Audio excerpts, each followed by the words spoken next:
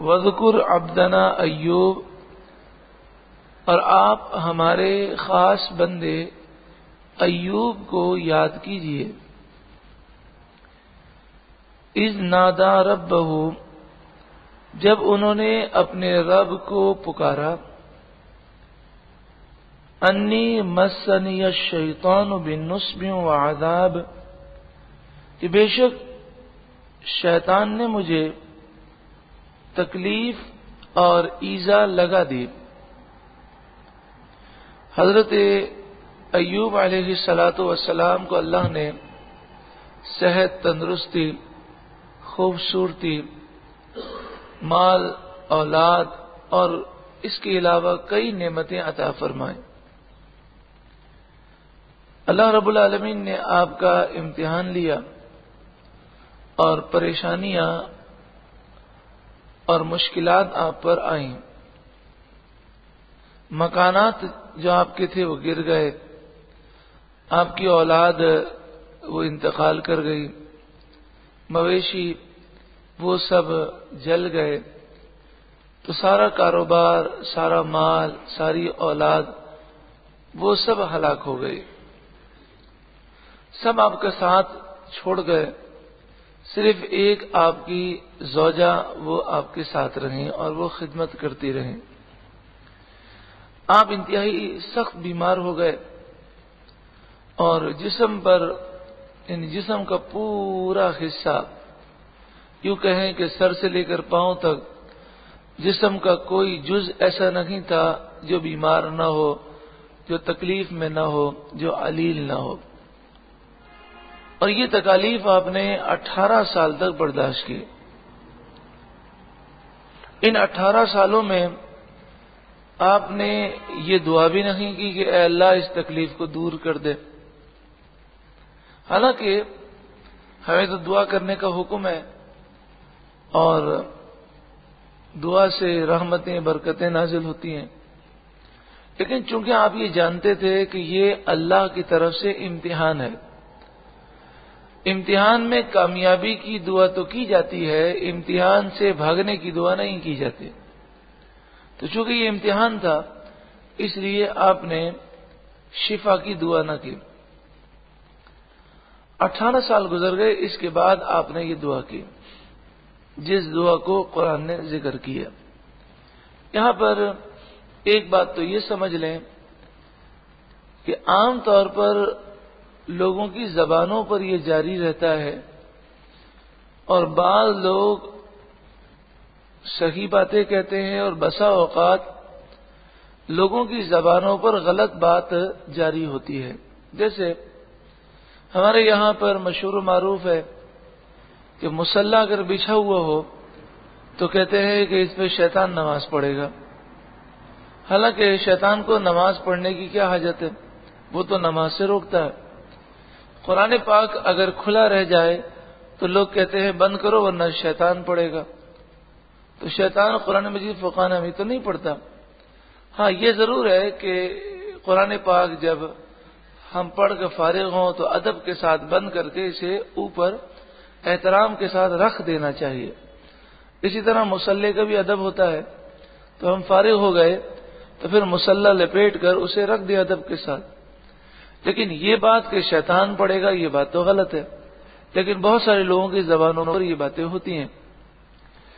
اسی طرح جیسے عدت کا مسئلہ ہوتا ہے تو عدت کے بارے میں وہ کہتے ہیں جی عدت والی عورت جو ہے وہ اس پر دھوپ نہیں پڑنی چاہیے، وہ آئینے میں اپنی شکل نہیں دیکھ سکتی، وہ آسمان تلے نہیں آ سکتی، پتہ نہیں کیا کچھ وہ اپنی طرف سے پابندیاں لگاتے ہیں، حالانکہ شریعت نے ایسی پابندیوں کو نہیں بیان کیا۔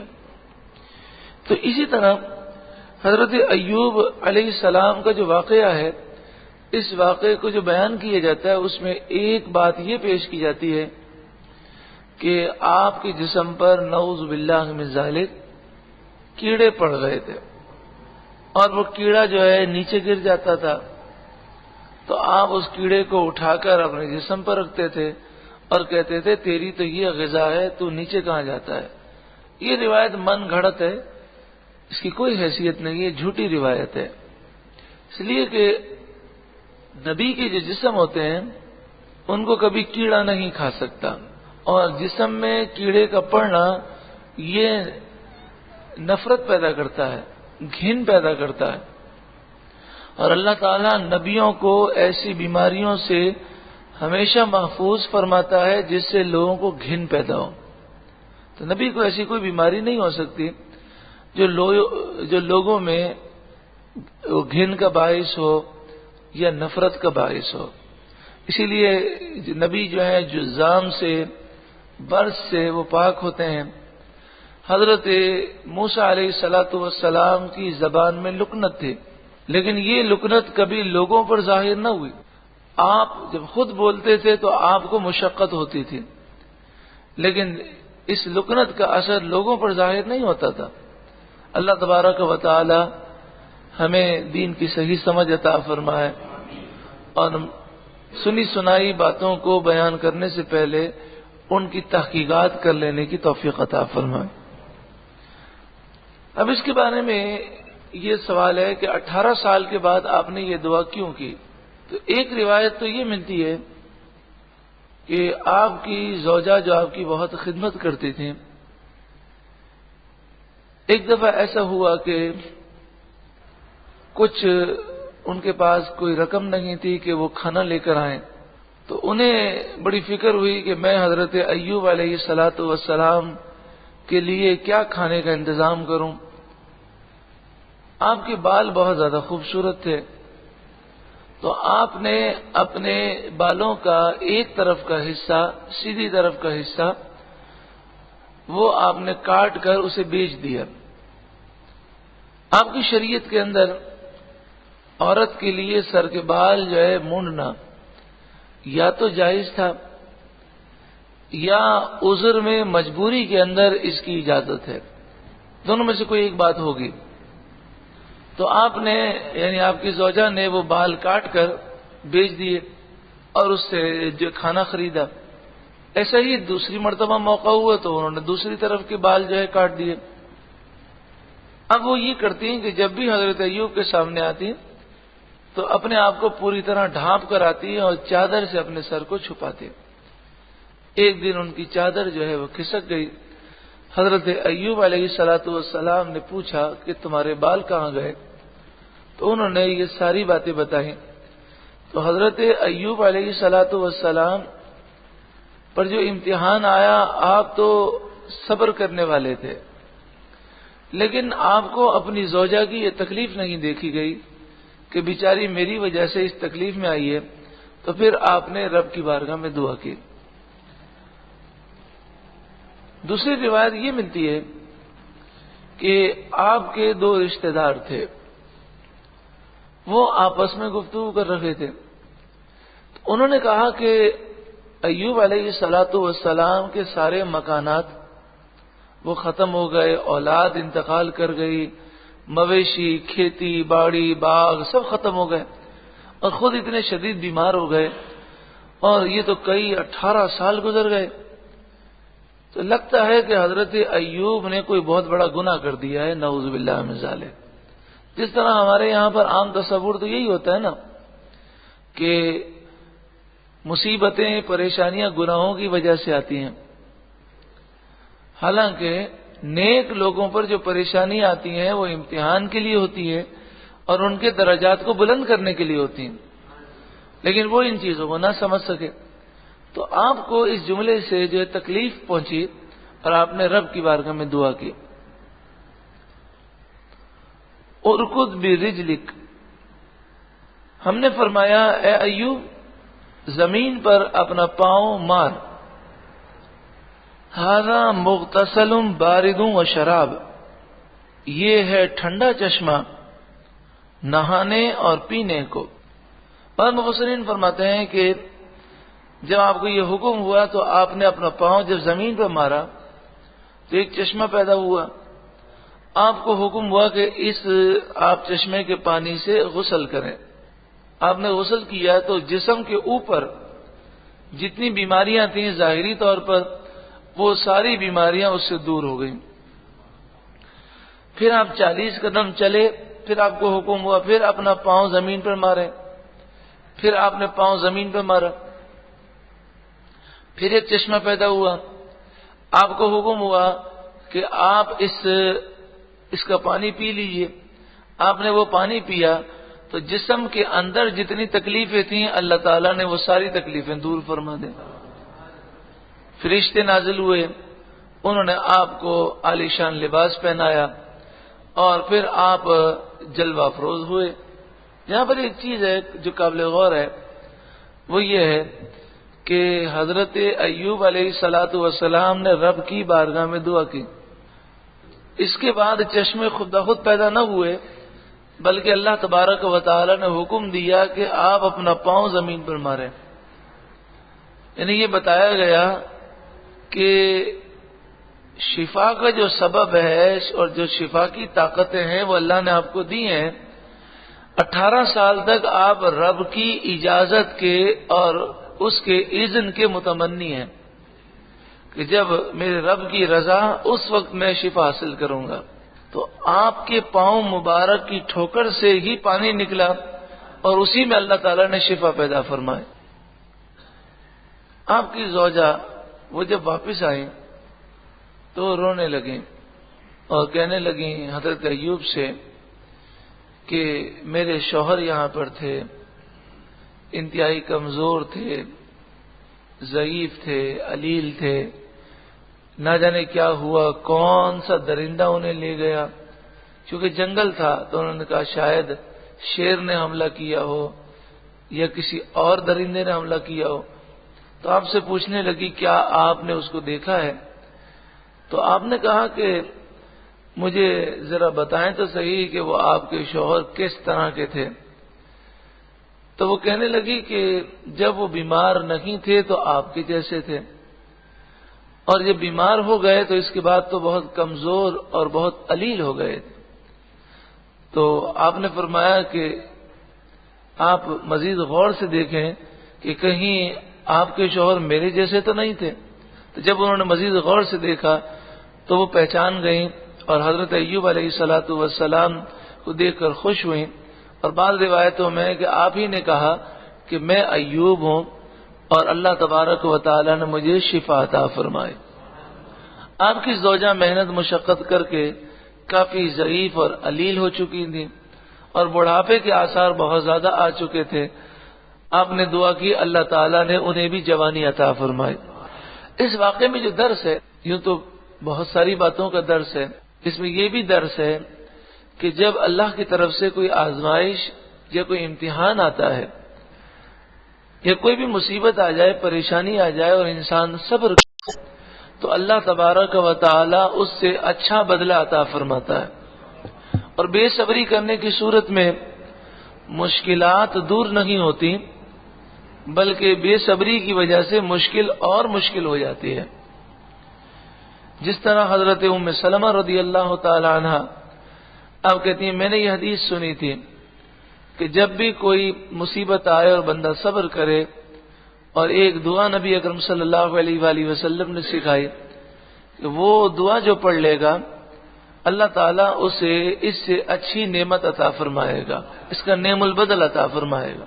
تو حضرت ام سلمہ فرماتی ہیں کہ میرے شوہر ابو سلمہ کا انتقال ہوا، میں نے صبر کیا، یہ دعا پڑھی، اور ایک لمحے کے لیے میرے دل میں خیال گزرا کہ ابو سلمہ سے بہتر تو کوئی نہیں ہو سکتا، وہ تو بہت خیال رکھنے والے شوہر تھے۔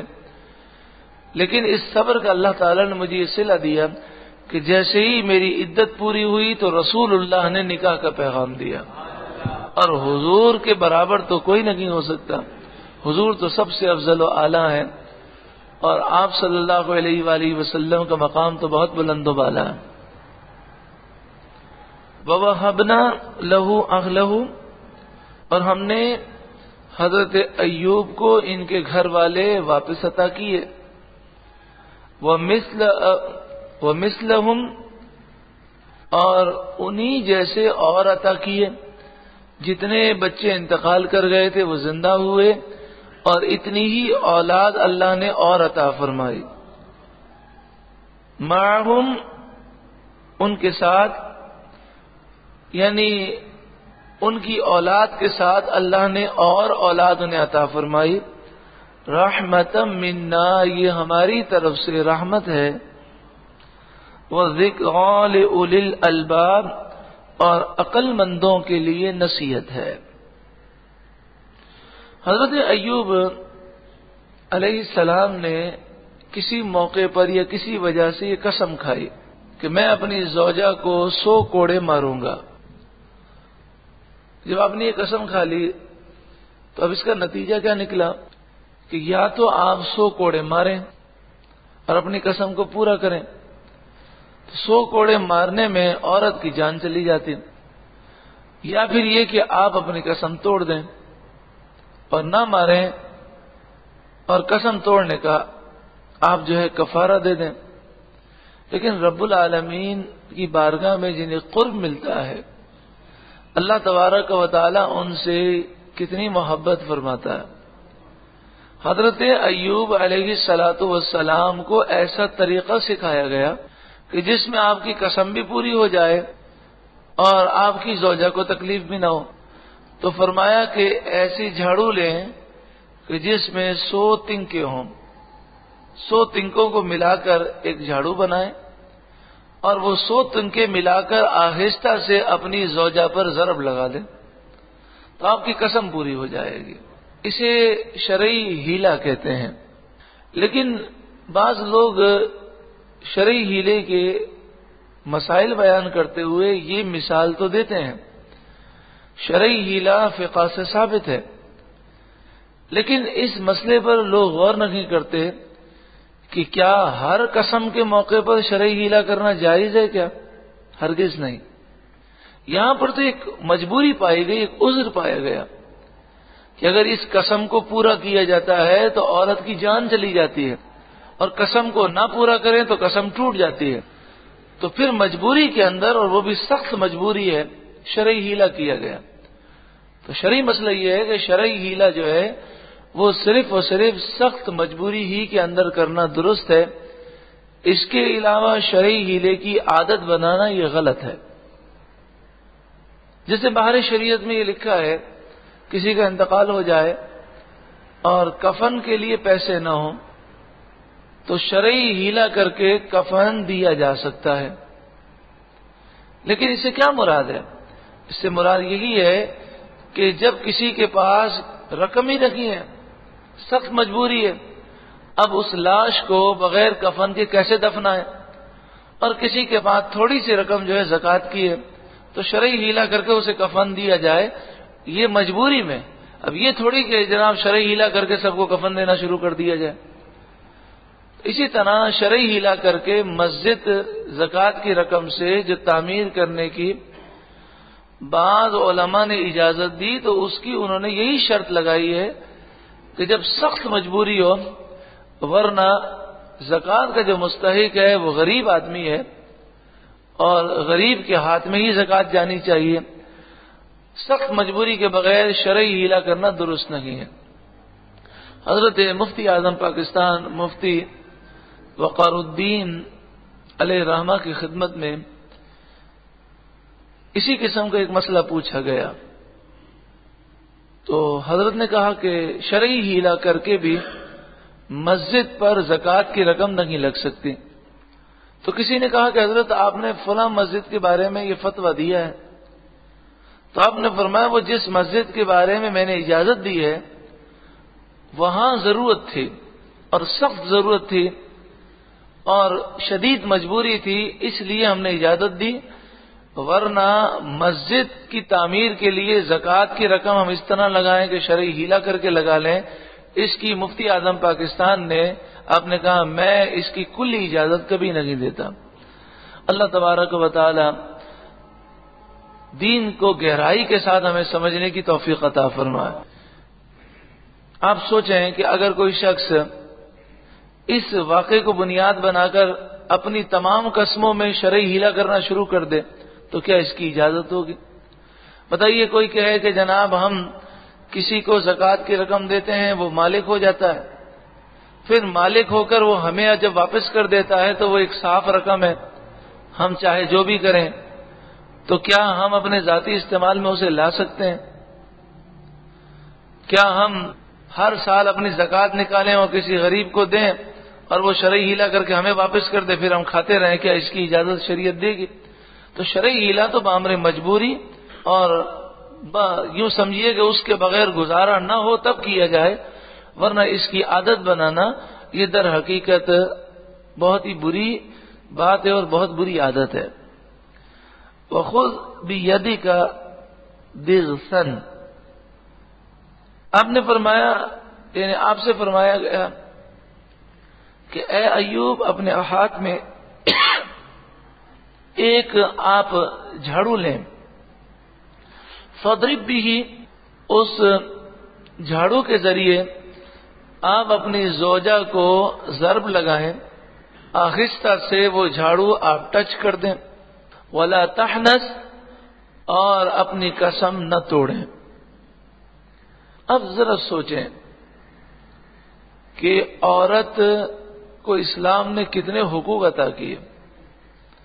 یہاں تو لوگ بعض ایسے بھی نادان ہیں کہ جو اپنی بیویوں کو اس طرح مارتے ہیں جیسے جانوروں کو مارا جاتا ہے، حالانکہ نبی اکرم صلی اللہ علیہ وآلہ وسلم نے اپنی ذات کے لیے کسی پر ہاتھ نہیں اٹھایا، لیکن وہ ظلم کرتے ہیں، اور پھر ظلم بھی اس طرح کیا جاتا ہے کہ وہ کسی کے سامنے اس کا اظہار بھی نہ کر سکیں۔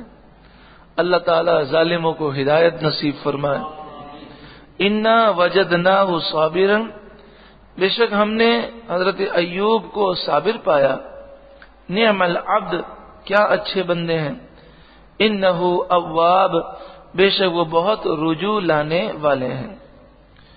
وذکر عبادنا ابراہیم، اور ہمارے بندوں ابراہیم کو یاد کرو، وہ اسحاق اور اسحاق کو، وہ یعقوب اور یعقوب کو، اولی الایدی والابصار، یہ قدرت والے تھے، طاقت والے تھے اور علم والے تھے۔ اللہ تعالیٰ نے اپنے نیک بندوں کا ذکر کیا تو اولی الایدی فرمایا کہ یہ وہ ہیں جنہیں اللہ نے بڑی طاقت عطا فرمائی۔ قرآن نے توحید اس چیز کا نام نہیں بیان کیا کہ اللہ والوں کی توہین کی جائے اور کہا جائے کہ اللہ والوں کو اللہ نے کوئی طاقت نہیں دی، بلکہ قرآن نے یہ بیان کیا کہ اللہ والوں کو اللہ نے بہت طاقتیں عطا فرمائیں۔ شرک کس چیز کا نام ہے؟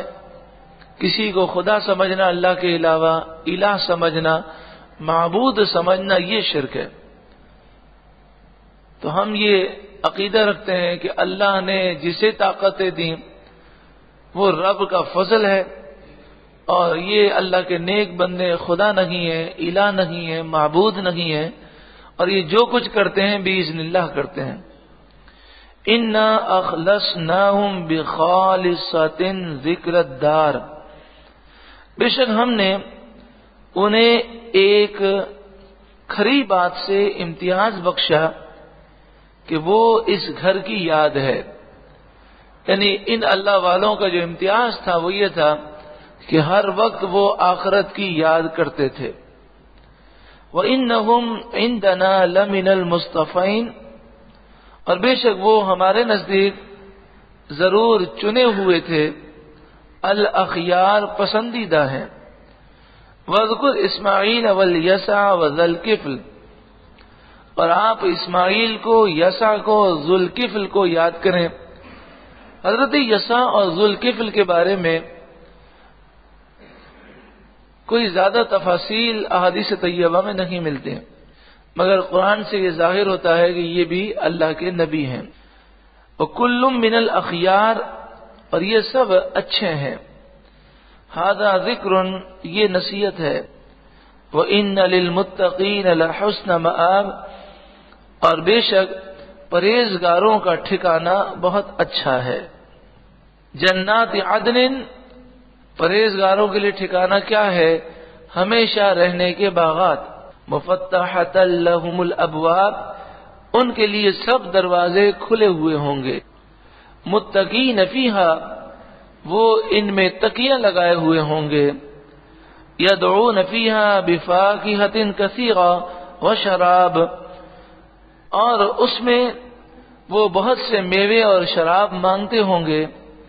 وَعِندَهُمْ قَاصِرَاتُ الطَّرْفِ أَتْرَابٌ، اور ان کے پاس وہ نیک بیویاں ہوں گی کہ جن کی نگاہیں ہر وقت جھکی رہیں گی اور اپنے شوہروں کے علاوہ وہ کسی اور کو نہ دیکھیں گی. اطراب وہ ہم عمر ہوں گے. هذا ما توعدون ليوم الحساب، یہ وہ ہے جس کا تم سے وعدہ کیا گیا ہے قیامت کے دن، حساب والے دن کے لیے. عورت کی خوبی یہی ہے کہ عورت جو ہے وہ نامحرم مردوں کو نہ دیکھے. جب عورت کی شادی ہو جائے تو وہ شوہر کے علاوہ کسی اور مرد میں کسی قسم کی کوئی دلچسپی نہ لے. اسی طرح مرد کی بھی یہ خوبی ہے کہ وہ نامحرم عورتوں سے اپنی نگاہوں کی حفاظت کرے، اور جب شادی ہو تو ساری الفتیں وہ اپنی زوجہ کو دے اور اسے وہ تقسیم نہ ہونے دے. لیکن جو معاشرہ مغربی ہے اور جو معاشرہ کافروں، یہودیوں، عیسائیوں کا ہے، اس کے اندر شوہر اور بیوی کے جو تعلقات ہونے چاہیے وہ نہیں ہوتے، بلکہ بس اوقات ہم یہ سنتے ہیں کہ انہیں شادی سے بھی کوئی غرض نہیں ہوتی. حضرت فاطمہ الزہرا رضی اللہ تعالی عنہا کا مشہور واقعہ ہے کہ نبی اکرم صلی اللہ علیہ وآلہ وسلم نے صحابہ سے پوچھا عورت کے لیے خوبی کیا ہے. صحابہ نے بہت سارے جوابات دیے، لیکن آپ نے کسی جواب پر خوشی کا اظہار نہ فرمایا. حضرت علی آپ جو ہے گھر پر تشریف لے گئے اور حضرت فاطمہ الزہرا سے پوچھا تو خاتون جنت نے فرمایا کہ عورت کی خوبی یہ ہے کہ نہ وہ نامحرم مرد کو دیکھے اور نہ ہی نامحرم مرد اسے دیکھے. تو حضرت علی نے حضور کی بارگاہ میں جا کر یہ جواب دیا تو حضور صلی اللہ علیہ وآلہ وسلم نے فرمایا اے علی تمہیں یہ جواب کس نے سکھایا؟ تو عرض کی خاتون جنت نے، تو فرمایا ہاں وہ میری لخت جگر ہے. تو عورت کی خوبی یہی ہے کہ وہ نہ محرم مردوں کو نہ دیکھے اور نہ ہی نامحرم مرد اسے دیکھیں. اعلی حضرت امام اہل سنت نے فتاوی رضویہ شریف میں واضح طور پر لکھا کہ شہوت کا اندیشہ ہو یا نہ ہو، دونوں صورتوں میں مرد کا نامحرم عورت کو دیکھنا یہ بھی حرام ہے اور عورت نامحرم مردوں کو دیکھے یہ بھی حرام ہے، چاہے شہوت کا اندیشہ ہو یا نہ ہو. اعلی حضرت امام اہل سنت نے اسی پر فتویٰ دیا. ان ھذا لرزقنا، بے شک یہ ہمارا رزق ہے، ما لہ من نفاد، یہ کبھی ختم نہ ہوگا. ھذا، یہ بہاریں تو ہیں جنتیوں کے لیے، متقیوں کے لیے، اور جو ظالم ہیں جنہوں نے اپنی زندگی برباد کی، دنیا کی خاطر اپنی آخرت کو برباد کیا. وَإِنَّ لِلطَّاغِينَ لَشَرَّ مَآبٍ، اور بے شک سرکشوں کے لیے بہت ہی برا ٹھکانہ ہے. للطاغین گناہگار، سرکش، سرکشی کرنے والے. جہنم یصلونہا، یہ جہنم میں داخل ہوں گے. فبئس المہاد، جہنم بہت ہی برا بچھونا ہے. ھذا فلیذوقوہ حمیم وغساق، ان کو یہ ہے تو اسے چکھیں کھولتا پانی اور پیپ. حمیم کھولتا پانی، غساق پیپ کو کہتے ہیں. جہنمیوں کا پیپ، خون اور کھولتا پانی انہیں پینے کے لیے دیا جائے گا. وآخر من شکلی ازواج، اور اسی قسم کے اور بھی ان کے لیے عذابات ہوں گے. ھذا فوج مقتحم معکم، یہ ایک اور فوج ہے تمہارے ساتھ دھنسی پڑتی ہے. یعنی جہنمی جب جہنم میں داخل ہوں گے تو پھر اور بھی جہنمی آتے رہیں گے. تو وہ جو جہنم میں جو پہلے داخل ہوں گے سردار اور لیڈر، وہ بعد میں آنے والوں کو کہیں گے لا مرحبا بہم، ان کے لیے کوئی کھلی جگہ نہیں ہے،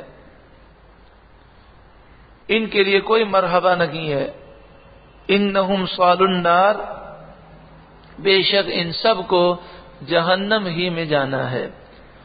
قالوا بل انتم لا مرحبا بکم، تو جو ان کے پیروکار اور ان سرداروں کے پیچھے چلنے والے جہنم میں داخل ہوں گے تو وہ غصے میں آ کر کہیں گے بلکہ تمہارا ناس ہو، تمہارے لیے کوئی مرحبا نہیں ہے، تمہارے لیے کوئی کھلی جگہ نہیں ہے. انتم قدمتموہ لنا، یہ مصیبت تم ہمارے آگے لائے ہو، تم نے ہمیں گمراہ کیا، تم نے ہمیں برباد کیا. فبئس القرار، تو کیا کی برا ٹھکانہ ہے جہنم. یہ واقعہ جو بیان کیا گیا اس میں ہمیں یہ سمجھایا گیا کہ آج لوگوں کی خاطر اپنی آخرت برباد نہ کرو، کہ جن کی خاطر تم آخرت برباد کرو گے یہ تمہیں کام نہیں آئیں گے، تو وہاں تم انہیں برا کہو گے. اس سے بہتر یہ ہے کہ دنیا ہی میں انہیں برا سمجھ لو اور ان کی بات نہ مانو، اللہ اور اس کے رسول کی بات مانو. قالوا ربنا من قدم لنا هذا، وہ کہیں گے اے ہمارے رب، جو ہمارے لیے یہ مصیبت لائے ہیں، جنہوں نے ہمیں گمراہ کیا ہے، فزدہم عذابا ضعفا فی النار، اے اللہ انہیں جہنم میں دگنا عذاب عطا فرما، انہیں سخت عذاب دے کہ ان لوگوں نے ہمیں برباد کیا. وقالوا ما لنا، وہ بولے ہمیں کیا ہوا، جہنمی جہنم میں کہیں گے ہمیں کیا ہو گیا. لا نرى رجالا كنا نعدهم من الاشرار، کہ ہم ان مردوں کو نہیں دیکھتے کہ جنہیں ہم بدترین تصور کیا کرتے تھے، جو غریب تھے، شریعت پر چلتے تھے تو ہم انہیں دقیانوسی سمجھتے، بیکورڈ سمجھتے، ہم انہیں تہذیب و تمدن سے عاری سمجھتے تھے، اپنے آپ کو بہت ہوشیار سمجھتے تھے.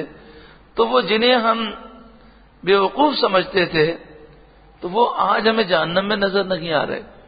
یہ آج دیکھیں، آج بھی دنیا کے اندر یہی ہے کہ 85% جو کافر ہیں ان میں سے اکثریت کا حال یہ ہے کہ مسلمانوں کو وہ بے وقوف سمجھتے ہیں، خاص طور پر ان مسلمانوں کو کہ جو اللہ اور اس کے رسول کے حکم پر چلتے ہیں، شریعت کی پابندی کرتے ہیں، تو انہیں وہ انتہا پسند سمجھتے ہیں، شدت پسند سمجھتے ہیں، انہیں سوچتے ہیں کہ جناب یہ وسعت نظری سے دور ہیں. اتخذناہم سخریا، کیا ہم نے انہیں ہنسی بنا لیا. ام زاغت عنہم الابصار، یا آنکھیں ان کی طرف سے پھر گئیں.